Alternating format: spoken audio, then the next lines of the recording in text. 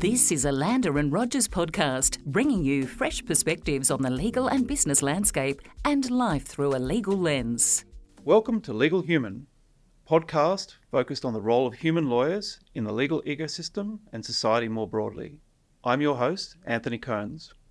Very pleased to welcome Fleur Katsmartin, Chief Legal Officer from Royal Melbourne Hospital. Thanks, Anthony. So Fleur, I just wanted to start with a few questions to set the context, your context as a human lawyer. You obviously work within Royal Melbourne Hospital, and the broader context being the public health system. What are some of for people who don't sort of occupy that space, what are some of the sort of more interesting or challenging features of that as a human system, particularly at the moment? Well, look, it's interesting with your intro, the enduring suffering, I think, of lawyers and health lawyers, and in particular public health lawyers at the moment. Look, I think we operate in such a critical environment. I don't want to say anyone else is less critical, but public health, I think, especially in COVID, post-COVID, COVID normal era now, has really highlighted the importance of, I actually think legal support of the health system generally. I think some of the interesting things we do, I say, no 2 days are the same. I'm either figuring out how I get a body out of the morgue fast enough versus, commercialization of IP, data security, your medico-legal, taxation, international issues, you name it. So it's a fruit salad of legal issues, I'd say, in public health. And then overarching government, political structure that we deal with in. And what about the human system in terms of relationally? What are some of the more interesting or sort of complex dynamics there? Yeah, well, clinicians are exceptional human beings. They're, they save us, they fix us. But, dealing with them and learning to speak their language is a process in itself, something that I've learned since being at the hospital. I think being in public health, human relation is critical. This isn't just I don't see, and we don't employ legal as a postbox at RMH where you send a query and you get an answer spat out.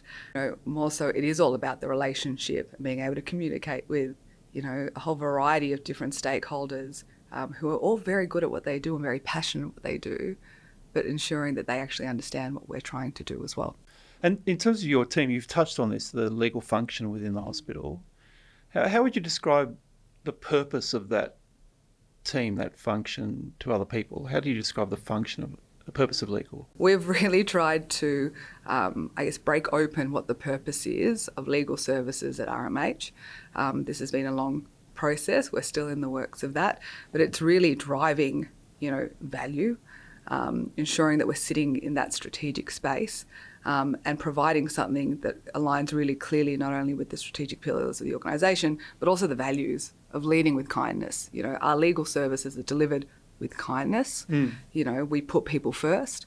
So it's and we lead with excellence. So these are the things which, should underpin the way we deliver our services across the organisation. Sort of just touch on your path as a human lawyer to this point, to where you sit now, and start where you are. We talk a lot about being a lawyer as more a sense of identity, or it informs our sense of identity, not just a role. What does being a lawyer mean to you? What's your sort of definition of that?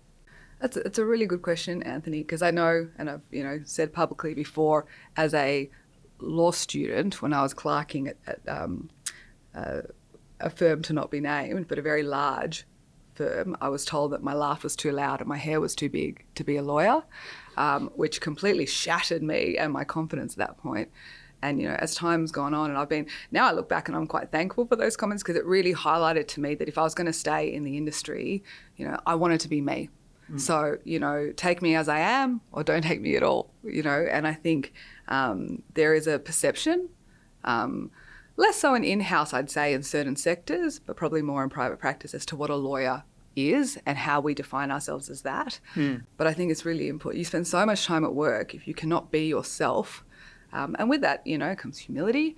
One of the first jobs I ever went for, they asked me what characteristics I thought were important as a lawyer, and I said being humble, and there was a scoff from the interview panel, one person in particular, but I got the job, so, they must have appreciated it. But it's, you need to bring your own brand and who you are as a person into what you do, as opposed to putting, who you are, what you do into who you are, if that makes sense. At least that's what I think. I just want to pick up on that theme of humility. Why is that so important in your sort of definition? Well, I think we're all just people. You're doing a podcast on legal and human. I find it a little bit entertaining. You keep referring to me as a human lawyer, waiting for the bot to be wheeled out and said, "Here we are." But no, we are humans. We yearn for connection. We yearn for purpose. We yearn for, wanting to feel appreciated and all these sorts of things. And I don't think that differs being in the legal profession, especially because we're all overachievers. We all want to be liked and loved and cared for. But with that comes this, level of needing to demonstrate humility in how we deliver things. Well, you've sort of given me a great segue into sort of the You framing. didn't even pay me for that, Anthony. I know. The podcast, I mean, the stimulus for this has really been just a really pervasive conversation, I think, about across the profession and generally across society around enabling technology or generative AI in particular. And it seems to be presented to us as offering in equal measure sort of opportunity and challenge. So the opportunities, I think particularly as I talk to in-house legal, I work with in-house legal, the opportunity seems to be largely around removing what we call BAU or sort of low-value work, enabling us then or unlocking the potential to do something else, which we describe as high value. I think the conversation we're not having consistently is what is that higher value work, and are we equipped as a profession consistently to do it, to occupy that space of higher value? And if not, what is it that we need to emphasise in our development and our preparation of lawyers and equipping lawyers to occupy that space? So I'm interested in your take on, you went back, if we go back to the purpose of your function that you described it, to what extent is the work of your team, the work of the people in your team aligned to what you consider to be the purpose of the function? Look, it's a tough one because I think, at times, I do say to the team, we are the victims of our own success. We have worked so hard to break through that we are now relied upon at times for work isn't really legal, may not be strategic, and could fall into that category of low value. I definitely, I move away from no value because I think everything we do has value. And I think to diminish that would be, in my view, incorrect. But having said that, and I think you've touched on an interesting point, if we get rid of and believe all the promises from all the advertisements and this amazing AI, you get rid of that baseline of tasks and things that we do and we just do as bread and butter, then what do we do? Yeah. And, I think, I know for myself, the more I've developed and grown personally and professionally, stakeholder engagement is so critical. But if you've always been doing this work, how do you then capitalize on going into a completely different space for all intents and purposes because you're not doing that, lower level? And I think for some, it's probably easier than others. They have more exposure, I guess at more senior level, you might be sitting on the executive, you might be, you have awareness and accessibility to the board. But I think for many, that's not there. And where do they learn those skills? So we'll come to the developmental question in a moment, but just picking up on a couple of the things you've just mentioned, this strategic advisor or trusted advisor that we talk about a lot, or strategic partner, if you distill that down into the work, what is the work of being a strategic partner or trusted advisor? What would be your take on that? Oh, it's just like a Miss Universe question, to be honest, Anthony. But, I think it's the work. At times, we talk about in my team about pulling it all together. Right. I think, sometimes the work we do is considered purely legal. You can put that as, you're drafting, writing advice, whatever else. And then this strategic component where you actually have, and it's, it's an important skill set that as lawyers we have, and it makes us good at what we do, that we can see the whole picture. that we can sit in a room with our key stakeholders on a matter and pull together things that in their isolation they may not have considered. And you kind of work in putting that jigsaw puzzle together to provide that, critical advice, which goes broader than legal in terms of, trying to figure out those solutions for your stakeholders. So I get the sense that what you're doing is synthesizing your legal knowledge with the sort of broader needs of the context, the system that you're working with. So is there an element there of having a broad enough interest in the system to understand or to engage in the conversation, curiosity, want a better word? There has to be. And look, I think for in-house counsel, I was at a summit only last week where the discussion is how broad is the legal function? Does it include risk, compliance, privacy, security, you name it? Because, very much gone are the days where you're like, well, yeah, as I said, legal, here's your post box, I'll give you your advice, and that's it. The value that we add, you might not be responsible for all the functions, but you definitely need to have the ability to pull that all together because, I think that's a real value add that we provide that others in an organisation generally may not have the skill set to do. And presumably also that differentiates you from the legal providers, the external legal providers, that sort of institutional knowledge and the synthesis of advice into that context is the value that you add. Yeah. It's not just postbox, it's a creative synthesis of what you're getting out of the supply chain into something that's useful to the organisation. Yes, I think so. What are the behaviours, capabilities, mindsets, ways of being that you feel, if we take out that, if we do accept the promise of generative AI, and I have no reason to doubt that. I think it is going to be disruptive and it's going to be a powerful force. And that what it can, we understand it can do is taken out of the equation, or we're enabled to do that. What are the capabilities and behaviours and mindsets that become critical? So imagine you're advising a lawyer starting out in their career about their pathway to that value. What are the things that they need to focus on? Being curious, asking questions, and being courageous, I think, in terms of, I guess some aspects, but in terms of, capabilities, I know we spoke about this. I tend, and this might make me seem very outdated myself, but I think there is real value in that lower value work when you're more junior, because I think, you can kind of imagine 20 years from now where we will operate potentially in a world where generative AI does a lot of that baseline stuff that we don't need to do. So you'll have law students finishing study and then going straight into the profession in a situation where they're not required to struggle, the enduring suffering that we laughed about earlier.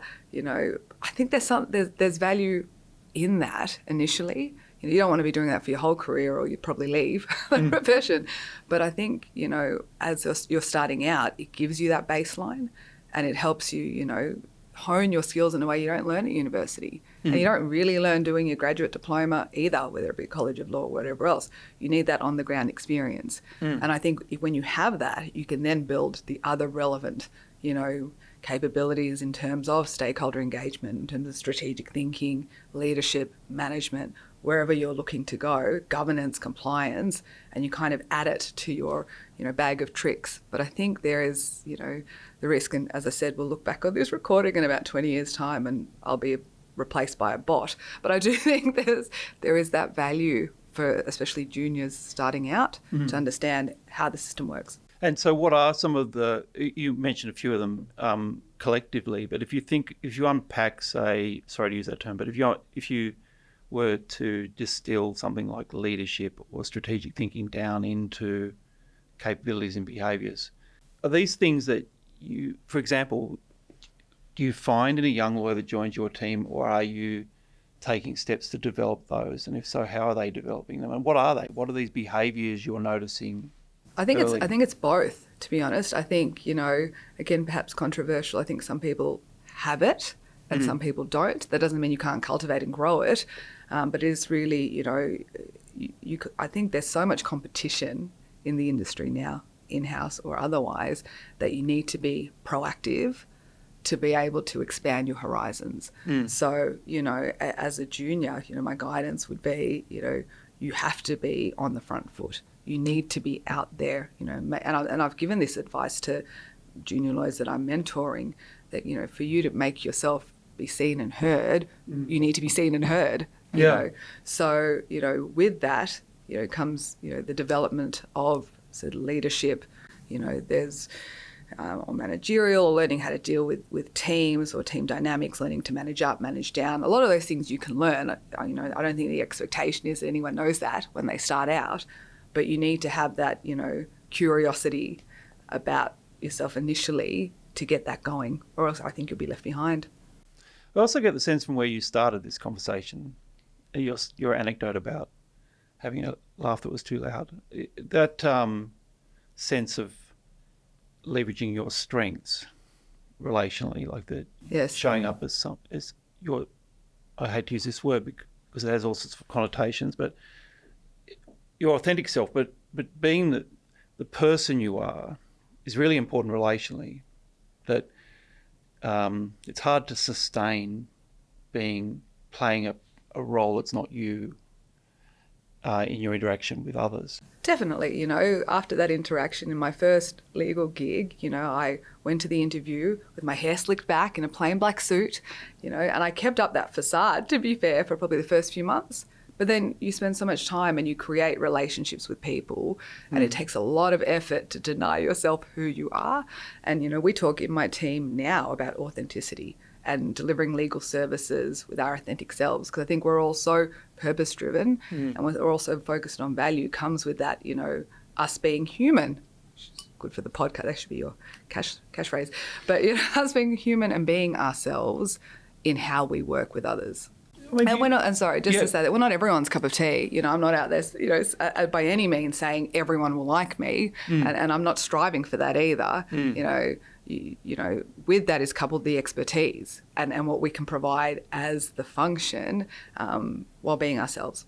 I want to go to development because you touched on it, but before I do that, do you feel that there's a selection or homogenisation event that you're sort of touching on in that observation about the things that were unacceptable early in your career is sort of filtering us into might be filtering out some of the things we need later on? Are we I don't know how to phrase this exactly, but are we selecting for the right things, or are we trying to contain lawyers into something that's not necessarily future-proof in the way that we're sort of what we value in the definition of a lawyer? Well, Anthony, I think the statistics highlight that in terms of how many people leave the profession, or where you have, people from law school going in and burning out or stepping out and wanting to do something completely different. I think of when I studied, back in the Stone Age, that ultimately, a lot of people I went to law school with aren't lawyers anymore. Now, there's a number of factors that would feed into that. But part of it was, do you fit the mould? Is this, where you see yourself? Do you want to be another one of what you've seen? Or is there something more for you? You said that, or you seem to describe a developmental pathway that's phased in the sense that you seem to have accepted an assumption in what you said, that legal education will remain largely the same. And what might change is the way that we develop lawyers from that moment on. What if they were contemporary, what if they were both being developed at the same time? What if we were to focus on the development of human skills, or the human component we've been talking about as early as law school? We change the emphasis.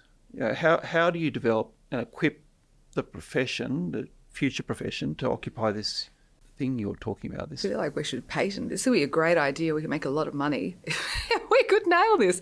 But I think, I see it in other industries. In the health sector, we talk a lot about with the University of Melbourne about, how they're developing junior doctors and what skills do we need to put in place to support them transition from, education to where we go to.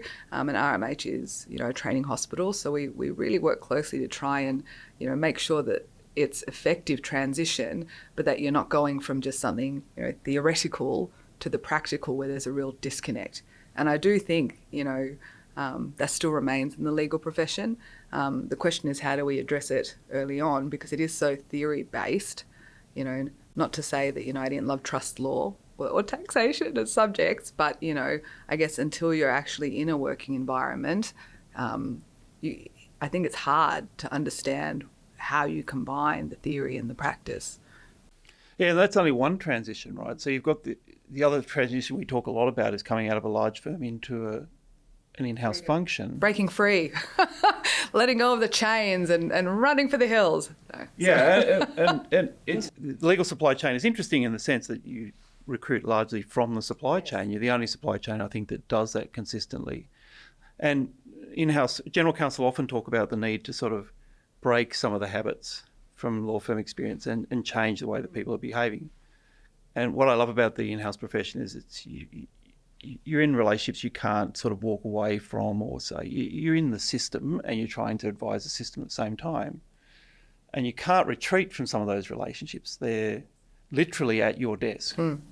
So, that transition, when you bring a lawyer in from the supply chain into your team, what are some of the priorities and how are you creating a developmental pathway for that person? Well, I think, one of the big ones is ensuring that they're aware now they have skin in the game.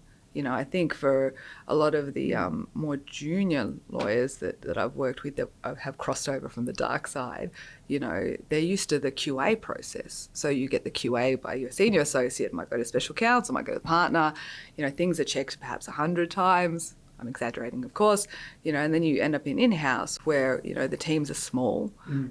There's probably less opportunity to work as a group on things, which I know is at times difficult, but also, they don't have that level of QA. So, they need to back themselves, which can be really daunting, I think, initially, because all of a sudden, you need to advise and stand behind your advice. And if you're concerned, you can seek guidance from someone more senior or, escalate. But it's knowing that, you now have responsibility. But I think with that comes value and growth and development, because then they realise that they know what they're doing, or if they don't know, they can fix it. We often talk about, making mistakes and how important it is, because in my mind, the key KPI isn't not to make mistakes. It's to make mistakes and how quickly can we, how agile are we in responding to those? And in my mind, that's probably that is much more critical. So much in that. I mean, I'm just trying to provide you with topics so you bring me back again. For the listeners, I mean, you're referring to QA as quality assurance.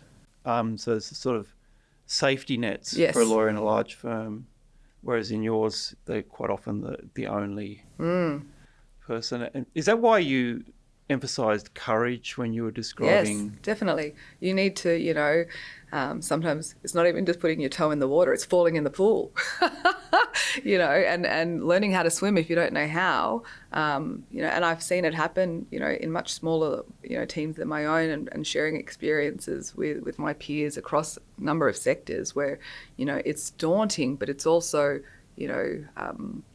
it gives you, I guess, a greater sense of purpose. It helps you understand your value as legal within an organisation, because you then become relied upon as well. What's your role then as with your formal authority leadership in the function?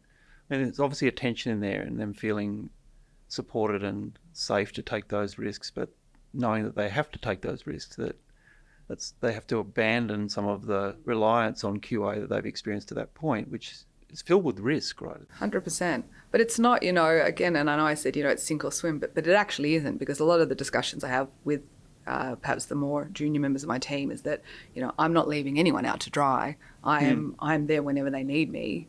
Ask the questions, let's bounce ideas. I often say that I'll be their, toughest opponent. If they can get me across the line, then they should have no issues in going head to head with, a partner from a big firm across the other side of the table. We still need to, develop and invest, but it's not the same as me sitting there with a red pen and redrafting because I don't like the tone of their document, or I could have written it differently myself. Okay, so just picking up some of the threads, you feel, I think, that we don't want to abandon all of the what we describe as low value, euphemistically, work, because there's developmental value in it. I think so. And look, this, my view on this may change as time goes on, and the AI becomes much more commonplace, and that it's ends up being critical or standardized, I should say, across everywhere where we just know that's how it is. But looking back on my own career and the flogging, the hours of flogging that I used to do, there's definite value in it from a developmental perspective, even though the work at times may not be as high value as I would have liked. So what turns that into a deliberately developmental experience as opposed to just a flogging? The crying under the table? Yeah. No. No, but it's part of it is, and I do bang on a lot about stakeholder engagement. You learn how to manage up. You learn, I think, about my time in private practice, and otherwise, learning how to manage your managers, learning how to manage, being in-house, members of the exec or, general managers or people who you may consider have more authority than you. But how you take and tackle these tasks really helps you drive how you can then engage in those circumstances, So I think engagement is key, even honing your skills and picking up on things. I remember being a very, very junior lawyer where I felt like I knew nothing, but, I had a really great attention to detail. So if there was a full stop missing in that document, Anthony, I'd pick it up, and at the time, it seems quite simplistic, but I still got that, and I think that's something which, once you learn that and it's in your head, it's always there. And I think there is still value in those sorts of things. A full stop or a comma is very important. So at your stage in your career, I'm not going to say late stage career, at your sort of mid-stage career, as a young and vibrant in-house lawyer, how optimistic are you for the future contribution of human lawyers to the legal ecosystem and society more broadly?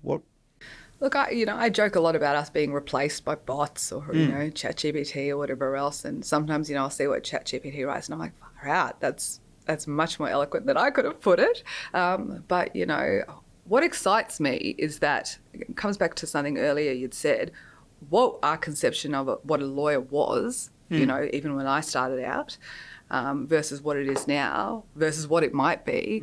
Lawyers just don't do the law anymore. And I think that will grow more and more. And I think that's what's exciting because we end up being, the, Jane of all trades, master of none perhaps, but, the diversity, our skill set, all that we can contribute will just expand, I think. And so what we define as a lawyer 20 years from now will be different to what we do now. Is there anything else you really had a burning desire to share or we haven't covered or? No, I think hopefully I've answered the questions coherently. I think it is an exciting time. I know I joked with you, I feel a little bit like, and I know myself personally, I've been quite slow in the uptake on AI. I go to some conferences and I hear, how exciting it is and people are really, investing and putting things into place. And I feel like, some of the, more seasoned lawyers that would have struggled getting onto the BlackBerry, 20 years ago, 30 years ago, whatever it was. But I'm getting there. And while it's not, I'm not that sort of technically minded person, I definitely understand that I think across the profession there will need to be, and there is value in utilising it, but not to replace or undervalue what we do as lawyers at any stage. So for you it is genuinely enabling Yes. Human lawyers to be more effective, but there's a space we need to be ready to occupy that's outside of that. Yeah. And some of that we're already doing, some of that's amplifying stuff that we already do, some of it's new. Some of it's going to be new. We don't know what it is yet. Yep. Fleur Katsmartin, thank you so much for joining us. I've loved talking to you as I always do. Thanks. You've been listening to Legal Human with our special guest, Fleur Katsmartin. To hear more Legal Human podcasts, subscribe to the channel. For more insights from Lander and Rogers, visit our website at landers.com.au or connect with us on LinkedIn, Instagram and YouTube.